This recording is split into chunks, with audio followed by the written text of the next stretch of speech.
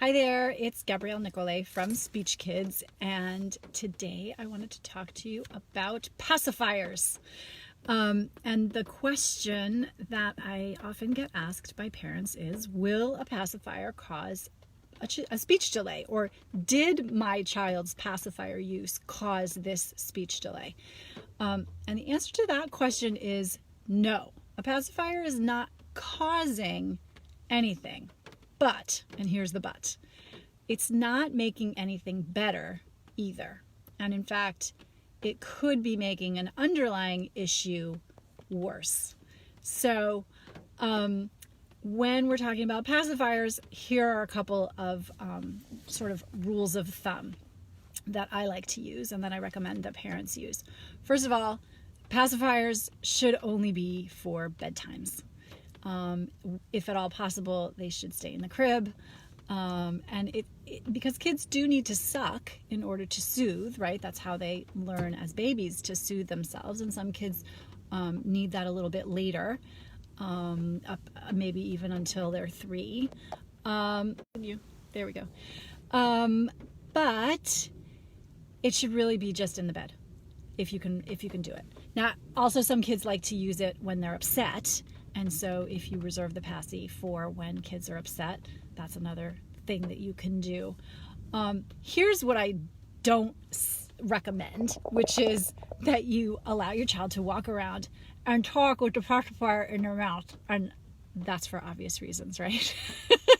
So as long as your child is not trying to communicate with you with a pacifier in their mouth, that's a really good first step. So keep it in the bed if you can. No talking with the passy in their mouth. Now, if you have a child who has a speech delay, your speech therapist might tell you to get rid of the pacifier.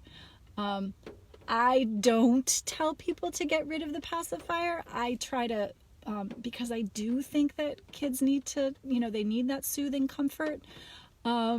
But I do try to put these boundaries around it. And so, if your speech therapist recommends that you do that, you can absolutely push back, and you can ask some more questions, and then the parent, do what works for your child, because only you know what's best for your child. You can take in information, but you get to decide what it is that they need. But don't let them talk with it in their mouth. So if your child has a speech and language, a speech delay, or any kind of language thing going on, your therapist may ask you to give up the passy or to put some boundaries around it. And then just understand that, you can do some other things to encourage oral motor development that don't involve the pacifier. And the pacifier is really just for self-soothing. And so that's sort of how it interacts. Again, if you're going to talk with it in your mouth a lot, you're going to get a lot of slushy stuff. And so best thing, just pop it out. If they're not upset, they don't need to suck. If they're not trying to soothe to go to sleep, they don't need to suck. So there you go. Some thoughts on pacifier use.